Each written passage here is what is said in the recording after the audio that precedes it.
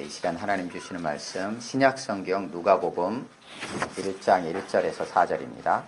신약성경 86쪽입니다.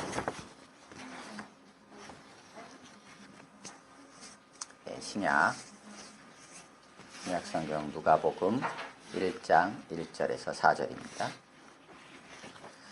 지난주까지 구약성경 민수기 말씀을 우리가 들었습니다. 지파 간에 기업이 옮겨질 수 있는 상황에 대해서 문제 제기가 있었고 그에 대해서 하나님께서 대답해 주신 내용이었습니다. 기업을 이은 딸들은 기업을 지키고 또 각기 받은 기업에 붙어있는 방향으로 결혼을 하도록 안내해 주셨습니다. 하나님의 나라를 유업으로 받은 우리 또한 하나님 나라에서 떨어지지 않게 주님의 몸된 교회의 지체로서 예수 그리스도께 붙어있는 방향으로 우리의 삶의 모든 생각과 행동과 우리의 삶의 모든 전 영역을 선택해 나가자라는 말씀들을 우리가 들었습니다. 오늘부터 이제 누가복음 말씀을 우리 함께 나눌 텐데요. 다른 본문들 로마서에 대한 필요도 있긴 했는데 로마서를 조금 더 제가 쉽게 전달할 자신이 아직은 없습니다.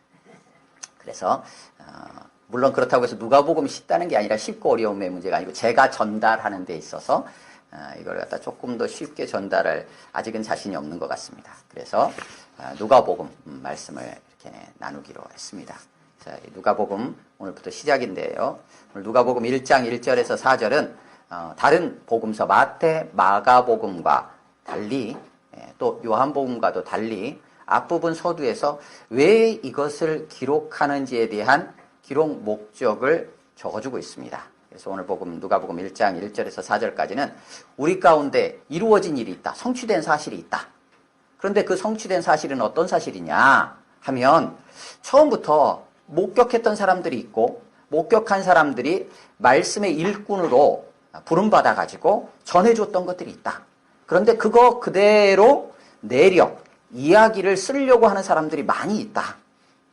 그런 사람들이 많이 있는데 나 또한 그 모든 일을 근원부터 자세히 미루어 살펴보니까 조사해보니까 나도 당신에게 이것을 쓰는 게 참 좋겠다라는 생각이 들었다. 그래서 이걸 쓴다. 데오빌로 카카 하면서 왜 쓰느냐? 구체적인 목적은 당신이 알고 있는 게 있다. 그런데 그 알고 있는 것이 얼마나 확실한지 그것을 내가 더 당신이 알도록 하기 위해서 이것을 쓰겠다라고 배경과 목적을 설명하면서 누가복음은 시작합니다.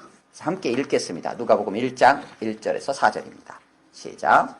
우리 중에 이루어진 사실에 대하여 처음부터 목격자와 말씀에 일꾼된 자들이 전하여 준 그대로 내력을 저술하려고 붓을 든 사람이 많은지라.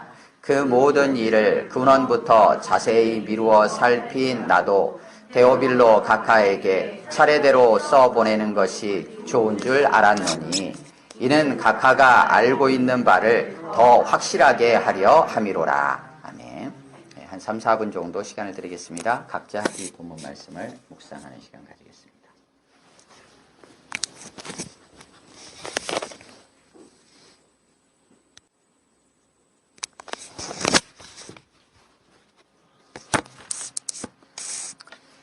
거기까지 마치겠습니다.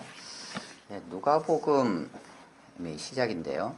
누가복음은 복음서 중에서 그래도 사복음서 마태, 마가, 누가, 요한복음 중에서 양이 조금 많은 편에 속합니다. 제일 많다라고 보통 얘기합니다. 물론 장수로 우리가 구분된 장수로는 마태복음이 더 길게 나와 있지만 실제 분량상으로 보면 누가복음이 양이 제일 좀 많습니다. 그리고 일반적으로 혹시 신앙생활을 좀 이렇게 대부분 하셨으니까 예전에 예수 영화 이렇게 나오는 것들을 보면 대부분 이제 누가복음이 전체 틀을 이렇게 좀 형성하고 있는 경우들이 많습니다. 그게 이제 오늘 본문 1절에서 4절에서 누가복음을 기록하고 있는 방향성과 관련되어서 내용 전체가 그렇게 구성하고 또 우리가 읽기가 좀 더 편할 수 있기 때문에 아마도 그렇지 않나 싶습니다. 누가복음은 누가 기록을 했다고 하죠? 예, 누가가 기록했다고 일반적으로 얘기를 합니다. 그냥 그게 이제 우리 보통 우리 개신교에서 정설로 이렇게 받아들여지고 있어요. 누가복음은 누가가 기록했다. 그런데 누가복음이나 사도행전은 누가복음이 전편, 뭐 사도행전이 그 다음에 후편, 속편 이렇게 보통 이해합니다. 그래서 한 사람 누가가 기록을 했어요. 누가복음을 먼저 기록하고 그 다음에 사도행전을 기록하고 이런 순서로 되어 있습니다. 똑같은 사람이 기록한 거예요. 그런데 누가복음이나 사도행전에서 누가인 내가 이것을 기록한다라고 적고 있지는 않아요. 그렇게 적고 있지는 않습니다. 그런데 다만 이렇게 쓰여진 이 신약성경은 헬라어로 기록이 되어 있는데 헬라어 문체 또 혹은 사용되어진 모든 문법이나 이런 것들이 다른 저기보다도 이 헬라 문화나 헬라어에 굉장히 익숙하고 그쪽을 좀 사용하는 사람으로 우리가 보통 이해를 합니다. 그리고 뭐 사도 바울하고 굉장히 친근해 있었던 사람 이렇게 이제 이해를 하고 당시 상황들로 봐가지고 이 누가복음이나 사도행전은 주로 이방인이었을 가능성이 많다. 뭐 이런 여러 가지 상황들로 인해서 누가가 제일 썼을 가능성이 크다라고 해서 뭐 대부분 그냥 누가복음은 누가가 썼다. 이제 우리가 보통 그렇게 얘기를 합니다. 그러면 오늘 본문 안에서 이 누가복음은 어떤 사람이 기록했을까? 그러니까 누가라는 걸 일단 놔두고 오늘 1절에서 4절까지를 통해서 이 복음서를 지금 누가 기록하고 있을까라는 걸 한번 먼저 살펴보는 게 필요할 것 같아요. 자, 1절에서 4절입니다. 1절, 우리 중에 이루어진 사실에 대하여 누가 기록하고 있죠? 예, 우리에 포함되는 사람이 기록하고 있는 거예요. 근데 그 우리는 어떤 사람들이에요? 뭔가 이루어진 사실, 뭔가 그들 가운데 성취된 일이 있었던 자들, 그들 속의 한 사람이에요. 1절을 통해서 나타나는 건 그래요. 그러면 우리라고 표현했으니까 혼자는 아니에요. 분명히 누군가 다수가 있었을 거예요. 그러면 개인은 아닐 것이고 어떤 교회가 있을 겁니다. 공동체가 있을 수 있어요. 교회가. 그리고 이것을 누군가에게 지금 쓰고 있다고 나와 있기 때문에 적어도 그 사람도 알고 자기도 아는 어떤 관계성이 있을 수 있어요. 그래서 뭔가 성취된 사실이 있어요. 뭔가를 경험했어요. 이루어진 것을 경험했던 사람들 중에 한 사람이에요. 그럼 도대체 뭘 경험했고 뭐가 성취되었다? 그들 가운데서 무엇이 성취되었을까? 뭘 경험했던 자일까? 2절 같이 읽습니다. 시작. 처음부터 목교업자와 말씀에 일꾼된 자들이 전하여 준 그대로 내력을 저술하려고 붓을 든 사람이 많은지라. 예, 어떤 사람들이 많냐면 내력이라고 해놨는데요. 뭐 그냥 이야기 이렇게 생각하면 됩니다. 잘 정돈된 이야기 뭐 이렇게 생각을 하시면 돼요. 잘 이야기를 쓰려고 하는 사람들이 많아요. 그래서 붓을 든 사람. 예전에 표현으로는 붓을 들었다는 게 좀 자연스럽지만 요즘은 붓을 들었다 이렇게 표현하기엔 조금 아이들 같은 경우는 어색할 수도 있어요. 어쨌든 글을 쓰려고 했다는 거예요. 예, 이야기를 쓰려고 했던 사람들이 많다는 거예요. 근데 그 근거가 뭐였느냐, 뭘 기준으로 쓰느냐, 처음부터 목격했던 자가 있다는 거예요. 그리고 말씀에 일꾼된 자들이 있다는 거예요. 이거는 이제 목격자 따로 있고 말씀에 일꾼된 자, 말씀을 전하는 자가 따로 있는 것으로 이제 이해할 수 있는데 실제로는 이게 동일한 부류에 속한 사람, 그러니까 목격자이면서 말씀에 일꾼된 자들, 그러니까 목격하고 말씀을 전한 자들, 이제 이렇게 이해하시면 될 것 같아요. 그런 자들이 어떻게 했냐면 전해준 게 있어요. 그런데 전해준 그것대로 이야기를 쓰려고 했던 사람들이 많다는 거예요. 전해준 그것대로. 근데 이제 우리 표현으로 보면 이렇게 돼 있어가지고 잘 이렇게 좀 와닿지 않을 수 있는데 원래 순서상으로는 어떻게 돼 있냐면 처음에가 이렇게 시작돼요. 많은 사람들이 이야기 쓰려고 붓을 들었어. 이렇게 시작해요. 이야기를 쓰려고 많은 사람들이 붓을 들었어. 그런데 뭐에 대해서? 내용이 우리 중에 이루어진 일들, 그거 쓰려고 했어. 그런데 우리 중에 이루어져? 뭐가 이루어졌다는 거야? 처음부터 목격하고 그 목격한 자들이 말씀을 전했던 거 있는데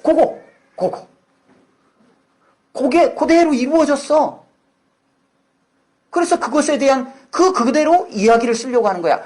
전해준 것 그대로 성취되었으니까 전해준 것 그대로 이야기를 쓰려고 한 거야. 라고 해요. 그러면 이 누가복음을 기록하고 있는 사람은 어떤 사람입니까? 무엇이 성취된 사람이에요? 뭔가 처음부터 누군가가 목격해서 말씀을 전한 그것이 성취된 것을 경험한 사람이에요.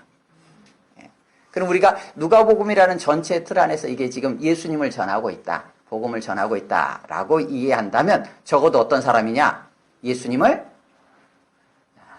믿는 자, 적어도 그리스도인, 적어도 예수 그리스도 복음 하나님의 말씀이 성취된 것을 경험한 자, 받아들인 자로 이해할 수 있어요. 그러면 이 누가복음을 쓰고 있는 사람은 적어도 그리스도인.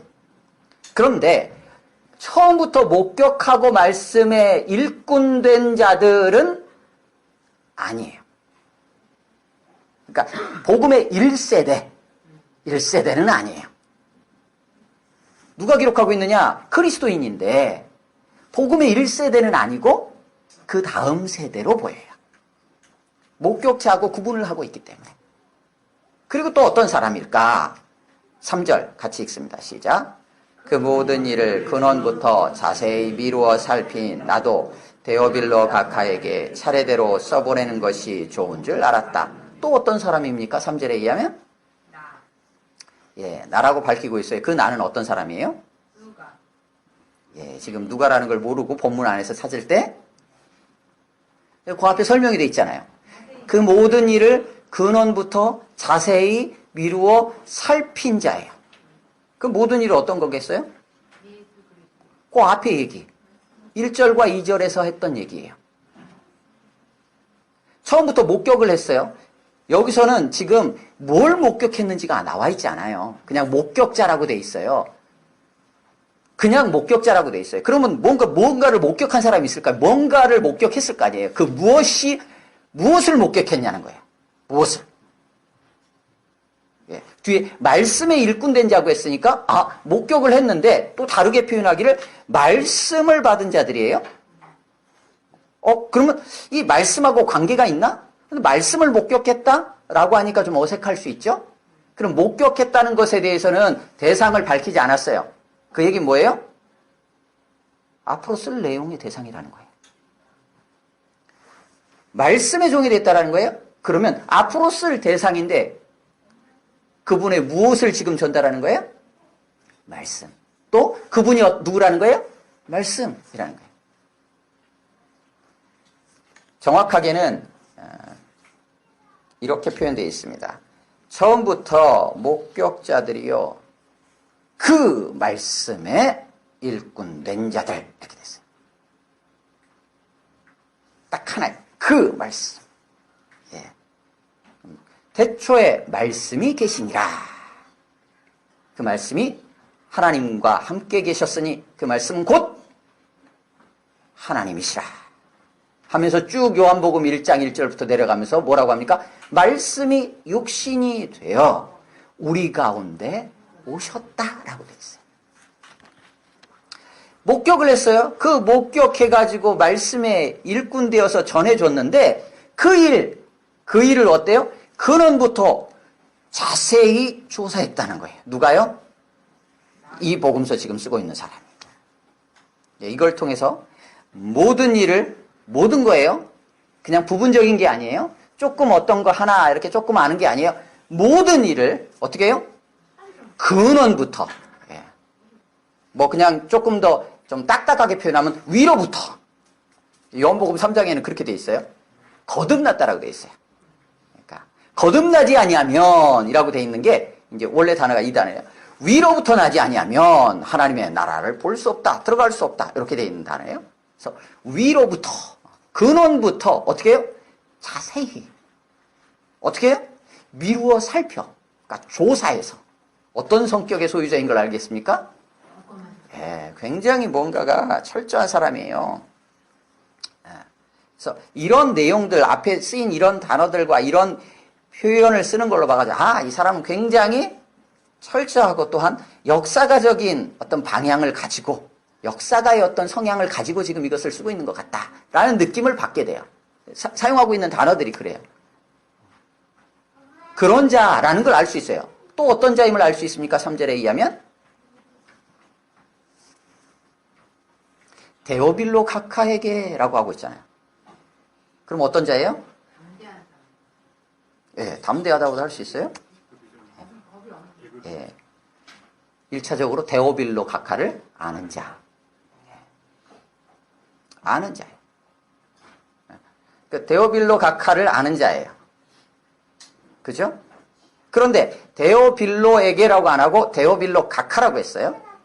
이 카카라는 표현, 우리는 요즘은 카카라는 표현 안 쓰잖아요, 우리나라에서. 그죠? 근데 뭐 아마 80년대까지, 뭐 90년 초반까지 썼나요?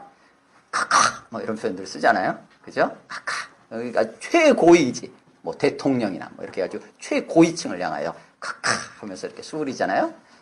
로마 총독들, 보통 로마 총독 이상의 어떤 고위 관료들을 카카 이렇게 쓰고 있는 걸 보게 돼요. 신약성경에서 누가만 이 단어를 사용해요. 나중에 사도행전에 가면 벨릭스 카카, 뭐 이렇게 베스도 카카, 뭐 이럴 때 표현을 써요. 카카라고. 그럼에도 불구하고 지금 이 글을 쓰고 있는 자가 데오빌로 카카에게라고 하고 있어요. 그럼 데오빌로를 아는 자요. 또 데오빌로에 대해서 어떻게 하고 있는 거예요? 적어도 그를 최대한 존중하며 조심스럽게 이것을 쓰고 있다라는 걸 알 수 있어요. 굉장히 신중한 자라는 걸 알 수 있어요. 나중에 사도행전 1장으로 가면 어떻게 나와 있냐면 데오빌로 카카라고 표현하지 않고 거기서는 데오빌로에게 이렇게 썼어요. 데오빌로야 이렇게 하고 카카를 빼요. 그러니까 누가복음은 쓸 때 데오빌로와 나와의 관계, 사도행전을 쓸 때 데오빌로와 나와의 관계에 있어서 어떻다는 거예요? 변화가 있다라는 거죠. 그러면 처음부터 데오빌로에게라고 하지 않고 데오빌로 카카에게라고 카카를 붙임으로써 지금 무언가 전달하고자 하는 내용을 그에게 차츰차츰 다가갈 수 있게끔, 우리 많이 쓰는 표현, 예전에는 한참 많이 썼는데 맞춤식 뭐 이렇게 이해할 수도 있어요. 그런 것들을 고려해서 쓰는 자, 그런 자라는 걸 알 수 있어요. 그리고 그렇게 해서 차례대로, 이 차례대로라는 건 단순히 그냥 연대기 시간상으로 순서만을 의미하는 건 아니에요. 어떤 방향을 가지고 어떤 목적이 있는 거예요. 어떤 목적을 가지고 전체를 구성을 하는데 아주 짜임새 있게 구성하겠다는 거예요. 다만 흐름이 이어지는 하나의 줄거리로서 이것을 짜임새 있게 구성해서 써내려갈 생각을 했다는 거예요. 그러기에 누가를 향하여 뭐 역사가라는 얘기도 하고 신학자라는 얘기도 하기도 해요. 누가 복음을 기록하고 있는 자가 이러한 자다라는 것을 우리가 1, 2, 3절을 통해서 알아요. 또 4절을 통해서 이는 각하가 알고 있는 바를 더 확실하게 하려 합니다. 라는 분명한 목적을 가지고 이거를 쓰는 자예요. 그리고 그 목적을 처음부터 분명하게 밝히고 있어요. 밝히고 있어요. 누가복음을 기록하고 있는 자는 이러한 자로 이해가 됩니다. 그렇게 그냥 본문 안에서 볼 때 이런 사람이구나 라는 것을 짐작할 수 있어요. 성경의 신약성경에는 복음서가 총 몇 권인지 혹시 아십니까? 우리가 일반적으로 신약성경에서 복음서라고 하는 거 4권으로 이해를 해요. 신약성경 처음 시작하는 마태복음, 그 다음 마가복음, 누가복음, 요한복음, 다 복음 앞에 이름이 붙어 있어요. 어떤 이름일까요? 기록한 사람이라고 우리가 어느 정도 인정하는 사람. 대부분 그냥 그렇게 받아들여요. 그래서 마태복음은 마태가 쓴 복음이다. 마가복음은 마가가, 누가복음은 누가가, 요한복음은 요한이 쓴 복음서다라고 얘기해요. 복음이 몇 개일까요? 복음은 하나예요. 그러면 복음서는 몇 개일까요? 우리에게 주어진 게 4개. 복음은 하나인데 왜 복음서는 4개일까요? 복음이 하나의 복음인데 4 복음서가 다 다른 얘기를 할까요? 아니요. 다 무엇을 향해 가고 있어요? 복음 하나의 복음을 향해 가고 있어요. 그러면 하나의 복음이 있으니까 복음서 하나면 될 텐데 왜 4개나 있냐는 거예요. 오늘 본문에 나와 있는 것처럼 데오빌로 각하에게 복음을 전달할 필요가 있어요. 그래서 누가복음이 기록되는 거예요. 데오빌로 각하에게. 그러면 마태복음이나 마가복음은 다른 누군가가 있겠죠. 다른. 그 차이를 우리가 한번 좀 살펴보십시다. 마태복음, 신약성경 제일 빨간색 색인으로 되어 있는 신약성경 부분의 마태복음 제일 앞부분입니다. 마태복음 1장, 누가복음 앞에 마가복음, 마가복음 앞에 마태복음. 마태복음 1장 1절 같이 한번 읽어볼까요? 시작. 아브라함과 다윗의 자손 예수 그리스도의 세계라. 어떻게 1절은 시작합니까? 뭘로 시작해요? 이름으로 시작해요. 어떤 이름이요? 아브라함, 다윗, 예수 그리스도의 계보, 족보다, 세계다. 뭐 이렇게 예전에는 세계라고 번역을 하기도 했는데 아브라함, 다윗 얘기하면서 시작해요. 그러면 마태복음은 지금 누구한테 쓰는 것처럼 느껴집니까? 1장 1절을 통해서만 그냥 이해하면 아브라함을 아는 자. 아브라함과 다윗 얘기를 하면은 듣는 사람이 아브라함 누구야? 하면은 이게 받아들이지 않잖아요. 어색하잖아요. 근데 아브라함 얘기니까 그래 아브라함. 다윗 얘기죠. 그래 다윗. 그렇게 관계되는 거야? 그의 자손이야? 이렇게 들어가잖아요. 근데 우리가 일반적으로 아브라함 다윗 하면 누구를 얘기합니까? 총칭해서 유대인. 예. 이렇게 보통 이해를 하죠. 근데 1장 1절 본문에 의하면 그냥 우리가 쉽게 생각하면 아브라함을 아는 자, 다윗을 아는 자, 그들에게 지금 뭔가를 쓰려고 하는 거예요. 그럼 아브라함을 알고 다윗을 안다 하는 것이 어떤 의미가 있느냐? 그들은 유대인이라고 특징 지어지는 사람일 수 있겠다. 이제 이렇게 나가는 거예요. 그래서 그들에게 다가가는 복음서를 하나의 복음을 설명하기 위해서 마태복음이 기록된 거예요. 그냥 1장 1절만을 가지고 얘기를 하는 거예요. 그 다음 마가복음, 마태복음 다음에 마가복음입니다. 마가복음 1장 1절. 아무래도 이 개관 처음 부분이라 좀 깁니다. 그래서 오늘 이걸 다 나누기는 어려울 것 같습니다. 그래서 다음 주까지 이어서 나눌 테니까요. 오늘 언제 끝나려나 하고 이렇게 마음의 부담 내려놓으시고요. 시간 되면 마무리하겠습니다. 자, 마가복음 1장 1절 같이 읽겠습니다. 시작. 하나님의 아들 예수 그리스도의 복음의 시작. 뭘로 시작합니까? 하나님의 아들로 시작해요. 그러면 어떤 자들에게 지금 쓰는 것 같습니까? 네, 우리는 이해하기 힘듭니다. 우리는 이해하기 힘들어요. 우리는 하나님의 아들 하면 예수님밖에 없어요. 그러니까 하나님의 아들 예수 그리스도 복음의 시작이지 하면서 넘어가요. 아멘 하면서. 그렇기 때문에 전혀 여기 안에서 뭘 찾기는 어려워요. 근데 이때 당시로 넘어가면 여기에 등장하는 세 단어가 있습니다. 세 개의 어떤 대상이 있어요. 하나는 하나님의 아들이 있고 또 하나는 예수 그리스도, 또 하나는 복음. 이 세 개가 나와요. 당시 이것을 이 시대에 당시 시대적 배경을 이해한다면 하나님의 아들, 신의 아들은 신이에요. 당시는 로마가 그쪽 전체를 지배하고 있었어요. 로마 제국에 있어서 하나님의 아들은 누구일까요? 로마 황제예요. 로마 황제가 하나님의 아들 신이에요. 그러면 복음은 무엇일까요? 이때 당시의 복음은 물론 유대인들에게 있어서 구약에 흘러나오는 복음은 하나님 나라 복음이에요. 이사야 40장 9절 이하라든지 이사야 52장에 보면 아름다운 소식이라고 나와요. 그러니까 구약에서는 복음이라는 단어로 번역이 안 돼 있고 아름다운 소식, 좋은 소식 이렇게 번역이 돼 있어요. 그런데 아름다운 소식, 좋은 소식을 얘기하면서 뭐라고 얘기하냐면 하나님께서 오신다. 하나님께서 다스리신다. 하나님께서 통치하신다. 이렇게 돼 있어요. 그러니까 하나님의 다스리심, 하나님의 통치하심이 하나님 나라이기 때문에 구약의 이해 속에서는 하나님의 통치, 그러니까 우리 신약적인 이해로 한다면 구원의 용어예요.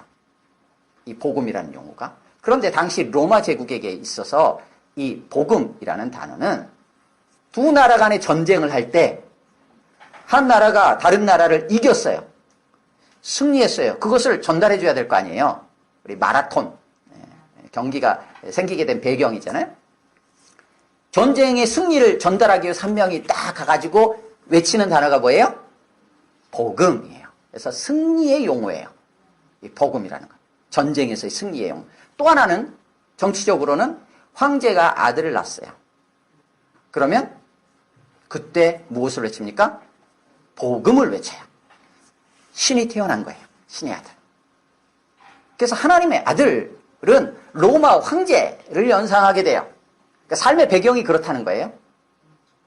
복음 하면 그렇지. 로마에서 군사적인 어떤 승리 또는 황제의 탄생과 같은 이 황제를 연상시키게 둘 다.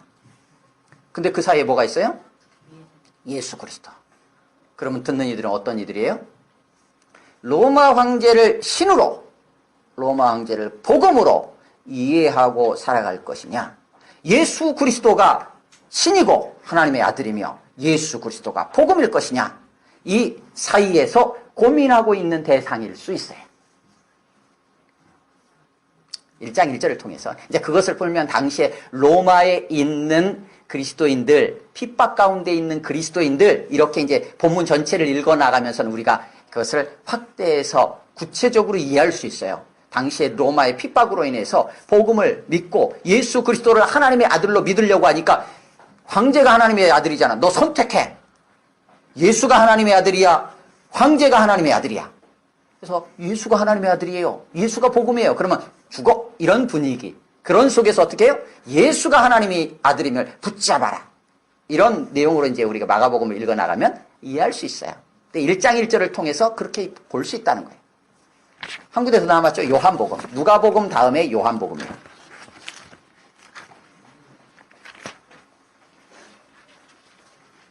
요한복음 1장 1절입니다.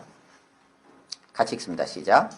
태초에 말씀이 계시니라. 이 말씀이 하나님과 함께 계셨으니 이 말씀은 곧 하나님이시니라. 뭘로 시작합니까? 태초에. 말씀이 시작해요. 말씀으로 시작하는 거 맞아요. 근데 뭘로 시작해요? 태초에. 태초에라는 건 어떤 의미예요? 태초의 범주에서 벗어나는 영역이 있습니까? 태초에라는 것은 근원적인 부분이에요. 지금 마태복음 누구부터 시작해서 아브라함, 다윗 아냐? 이렇게 시작된 거예요. 쉽게 말하면 마가복음은 누가 신이야? 너 누구 지금 신으로 믿고 있는 거야? 황제야? 라는 부분이에요. 근데 요한복음은 어떻게 해요? 태초에 하니까 어떻게 돼요? 몽땅 다 하는 거예요. 이 우주가, 이 세상이 어떻게 시작됐는데 그 태초 로마 사람이든 대한민국 사람이든 가난한 자든 부유한 자든 2000년 전의 사람이든 2000년 후의 사람이든 모든 자들, 이 땅에 존재하는 모든 피조세계는 어때요? 하는 거죠. 다 해당이 돼요. 태초에서 벗어날 영역에 있는 사람들은 아무도 없어요. 그래서 요한복음은 그렇게 시작하는 거예요. 모든 자들을 향하여 예수님이 바로 하나님이시라는 것을 선언하면서 시작하는 거예요. 본문을 통해서 우리가 이해할 때 과연 누구를 향해서 하나의 복음을 전달할 것이냐에 대한 대상에 따라서 4개의 복음서가 지금 있는 거예요. 그러다 보니까 그에 맞게끔 전달을 할 거 아니에요.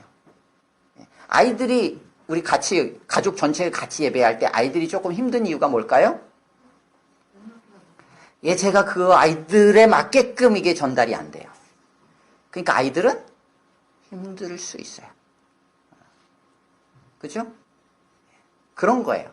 그래서 어떻게 해요? 복음은 하나인데 복음서는 4개를 주신 거예요. 그래서 4개의 복음서를 통해서 하나의 복음을 더욱더 풍성하게 하고 있어요. 그렇다면 이 얘기는 다시 말을 좀 바꾸어서 우리에게는 어떤 의미가 있겠느냐는 거예요. 이 복음을 지금 누가복음을 기록하고 있는 자는 이 복음을 믿는 자예요. 그죠? 믿는 자라고 우리가 살펴봤잖아요. 믿는 자예요. 그리고 그것에 대해서 기대한 관심을 가지고 자세히 살펴봤던 자, 연구했던 자라고 할 수 있어요. 그리고 그 성취된 삶을 살아가고 있는 자라고 볼 수 있어요. 그 속에 있어요. 그런 자가 지금 누가복음을 쓰고 있어요. 여러분은 복음을 믿으십니까? 예. 그 복음으로 살아가는 삶에 씨름하고 계십니까? 예. 그렇다면 여러분도 우리도 어떻다는 거예요? 정문 복음을 한번 적어볼 수 있다는 거예요. 적어볼 수 있는 거예요.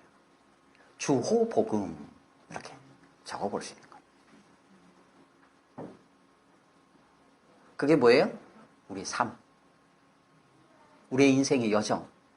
그 속에서 우리를 만나주시고 우리 가운데 찾아오셨고 먼저 우리를 사랑해 주신 그 하나님, 그 하나님께서 우리를 다스리시고 우리를 통치하시는데 예수 그리스도로 말미암아 그게 가능하도록 우리를 새롭게 하신 그 은혜, 그 은혜가 우리의 삶의 구석구석에, 우리의 삶의 모든 영역에, 물질적인 거든 관계의 영역이든 가족 안에서든 가정에서든 직장에서든 학교에서든 이웃과의 관계에서든 내가 아플 때이든 건강할 때이든 모든 영역에 그 하나님의 다스리심이, 복음이 들어와 있는 것을 우리의 눈으로 보고 우리의 온몸으로 경험한다면 그것이 기록되면 뭐가 되는 거예요? 복음서가 되는 거예요. 그러면 그 복음서가 어떻게 되겠습니까? 데오빌로 각하에게 전달되는 거예요. 코드가 맞는 사람이 어떻게 해요? 잘 전달되겠죠. 삶의 배경이 비슷했던 사람들이 잘 전달되겠죠. 이것을 우리가 흔히 교회 안에서 쓰는 용어로 뭐예요? 간증이에요. 간증. 자신의 신앙 고백, 자기가 만난 하나님, 복음, 전해라, 요런 표현이에요. 그런데 지금 누가복음을 쓰고 있는 이 1절에서 4절을 통해서 보면 이걸 조금 더 거창하게 표현하면 우리의 삶 전체를 통해서 우리가 경험하게 되고 만나게 되고 알게 되고 또 성경을 통해서 보다 더 깊이 있고 자세하게 정확하게 알게 된 복음을 어떻게 해요?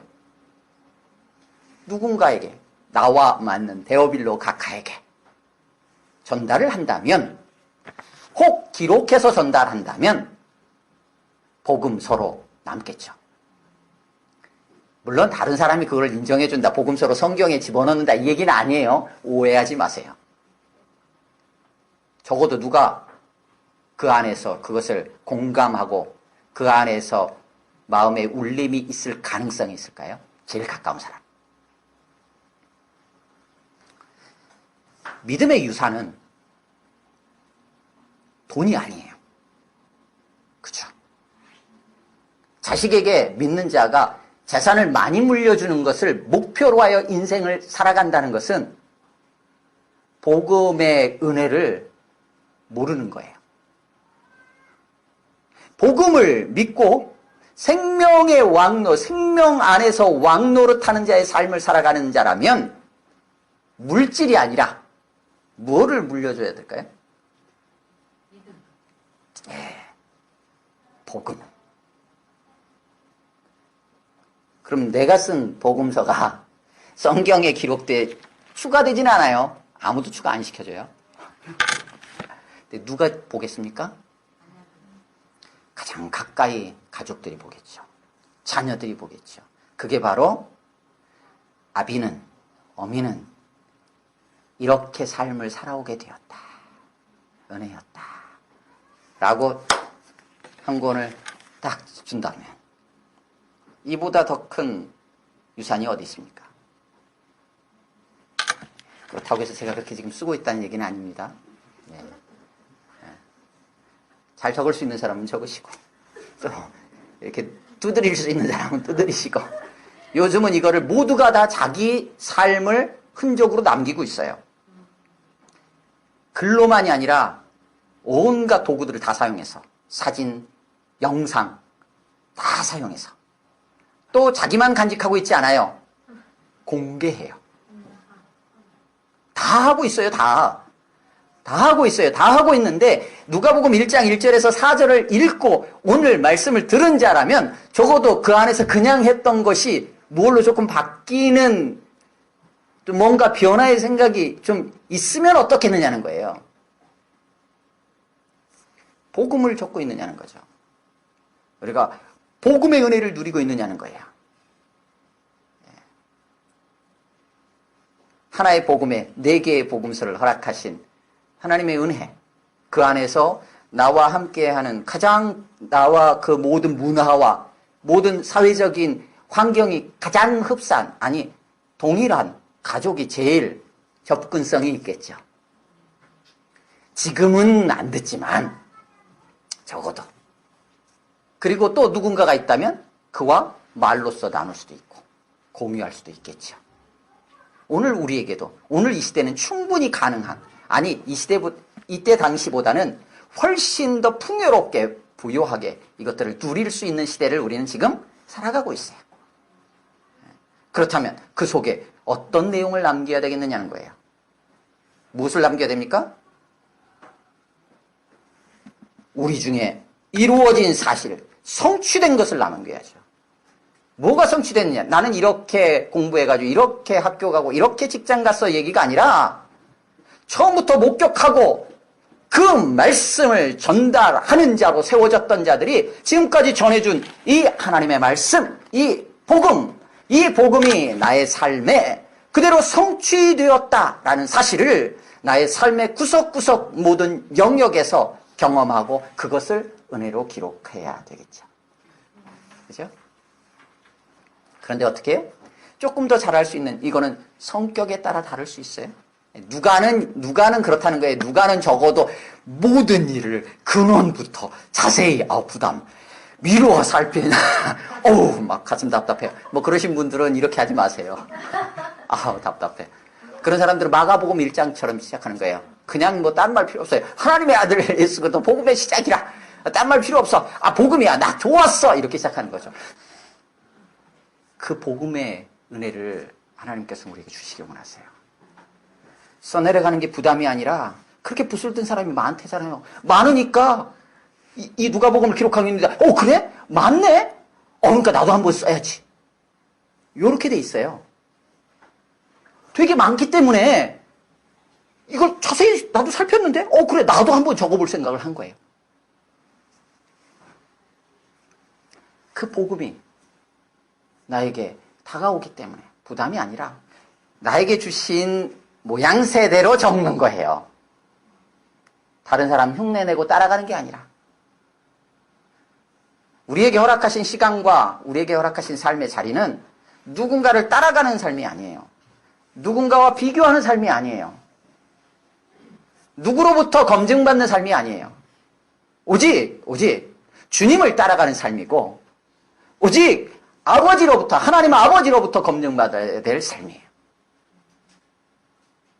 그러기에 우리 각자에게 하나님께서 허락하신 삶의 자리가 다 다르고 또 부어주신 바도 다 다르고 또 만나주시는 모습도 다 달라요. 근데 이것이 여기서 말하는 복음이구나. 바로 그분이 주님이시구나. 라는 것을 알게 되면 그 은혜 속에 우리가 있는 거예요. 하나님께서는 그 기쁨을 오늘 우리에게도 주시고 싶어 하십니다. 그냥 받고 누리는 삶을 한번 살아가지 않겠습니까? 다시 한번 우리의 마음들을, 우리의 삶들을 정돈해 보지 않으시겠습니까? 함께 기도하겠습니다. 기도할 때 오늘 누가복음 1장 1절에서 4절 말씀들을 한번 다시 한번 되새기면서 기도했으면 좋겠고요. 우리의 삶들을 다시 한번 조명하여 살펴봤으면 좋겠고 또 앞으로 우리의 맞이하게 되는 삶을 다시 한번 내다볼 수 있었으면 좋겠습니다. 그 속에서 우리가 과연 무엇을 누리길 원하고 그 안에서 하나님께서는 우리에게 무엇을 베풀어 주시길 원하시는지 한번 우리가 기대하면서 하나님께 기대했으면 좋겠고요. 성령 하나님, 그 하나님께서 주시고자 하는 은혜들을 마음껏 누릴 수 있도록 우리 안에 충만히 임하셔서 우리를 인도해 달라고 좀 기도하시고요.